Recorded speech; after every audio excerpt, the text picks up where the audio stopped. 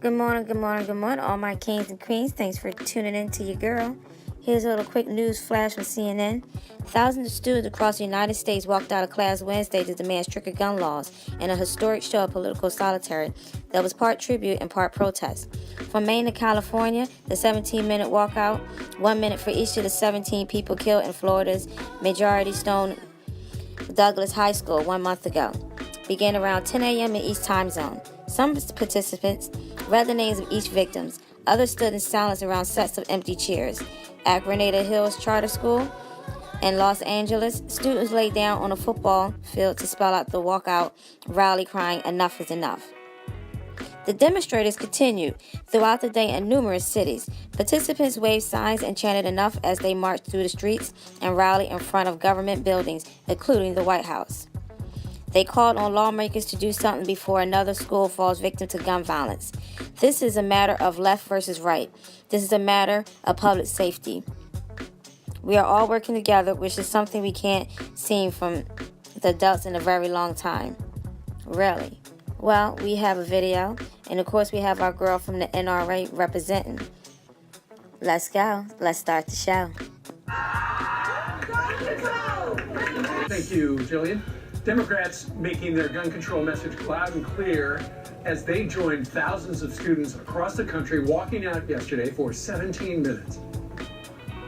People are sick and tired of gun violence, and the time is now for all of us together to stand up to the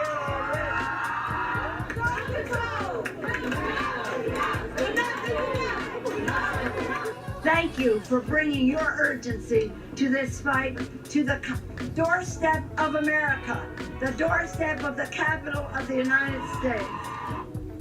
NRA spokesperson Dana Lash joins us now to react. Dana, what are your thoughts? Well, it's good to see you all this morning. I'm always supportive of people going out and expressing their First Amendment right. Look, I don't want to make apologies for my Second Amendment right, so I don't expect people to make apologies for their First Amendment right. I do wish, though, that we had some in the political class that would stop trying to exploit this 6 ways to Sunday for their own political gain. Now, I know that the walkouts yesterday were organized by the Women's March, which are dealing with some serious anti-Semitic accusations right now, which maybe perhaps wasn't the best optic, but I think that they make it harder for people to be heard when they try to get some of the attention that these kids are getting right now from everyone because they're going out and expressing their viewpoints. Yeah, it's amazing, Dana, because to me, my instinct would be let's protect the schools and then talk about how to do that. Right. But it seems as though the message was blame the NRA and blame President Trump in many cases.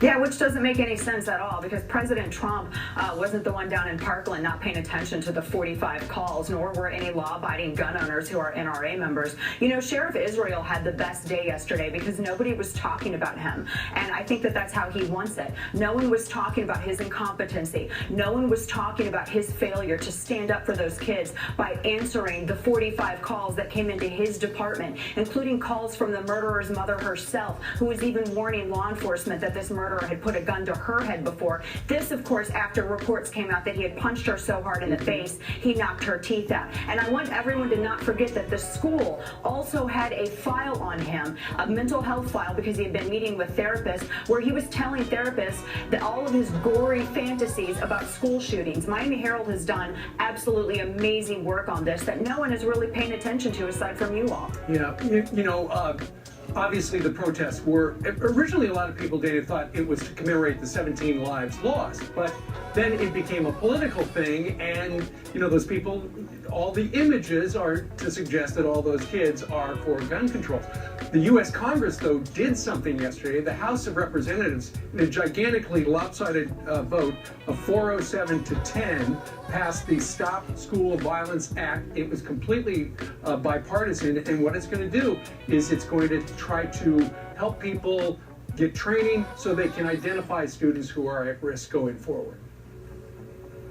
Absolutely, and I think that that's making sure that students and teachers are protected is something that everyone can agree on. That shouldn't be a political issue. But I think that, Steve, you make a really good point yesterday as well, because you can memorialize the lives lost, but it doesn't necessarily mean that every single person who went out is somehow supportive of gun control measures. And gun control, let's be clear, gun control wouldn't have prevented what happened yesterday. In fact, the proposals that I have heard wouldn't have prevented what happened yesterday, aside from making sure that schools are that if people want to be able to protect themselves, teachers, educators, and are trained and willing to do so, they can. What would have prevented it yesterday? What would have prevented this massacre is the FBI following up on the 2 tips. I know that the acting deputy director, David Bowditch, came out and said, yes, they did mess up. These were 2 things that they should have followed up on. But again, I want to go back. Ultimately, the murderer is the one responsible. But when you have people like Sheriff Israel who are in the position, and that is their sworn duty to make sure that they follow this down, that's what they should be doing, not blaming mothers like me and law-abiding gun owners across America for the mistakes and his incompetency. Right. And that's one thing that we don't want to see. Yeah, and we still have those reports of these deputies telling everyone I'm standing on the outside.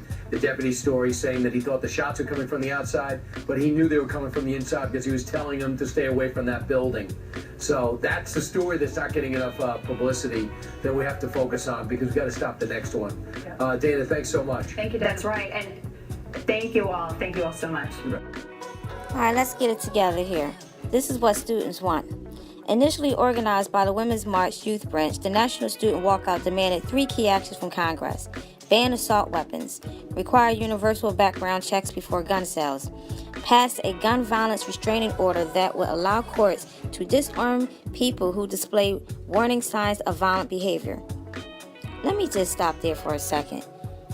That means that's every motherfucking body in the world, because everybody displays warning signs of violent behavior when you threaten them. Am I correct? Yeah. So, we're gonna scratch that off. Parkland survivors and their families did not see the first 2 demands gain traction in the Florida legislation, but it passed other measures that Governor Rick Scott signed into law, including one that allows some teachers to be armed. All right, well, I have nothing else to say because Google's fucking with me. This motherfucker thing done shut off. You know what? Y'all still ain't gonna be able to take these guns away, whether you like it or not, okay? Let's just keep it point blank fact.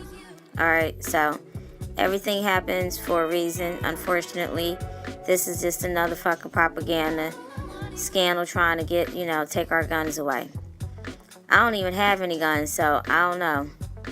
But I know people who do. And I'll tell you one thing, they ain't fucking letting you touch them. So, good luck trying that. But other than that, everyone have a blessed day.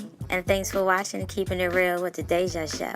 Love, peace, and head grease. Enough is enough! Enough is enough! Enough is enough! No more violence and gun violence!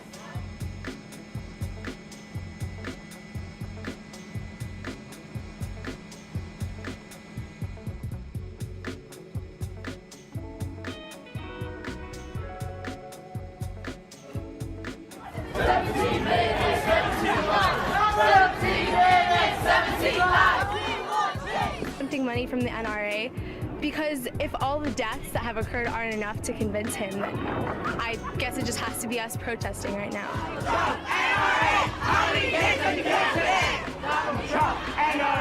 We're turning our backs against the people who won't stand up for us, and we're hoping that that will get their attention and they will start to represent what we're fighting for.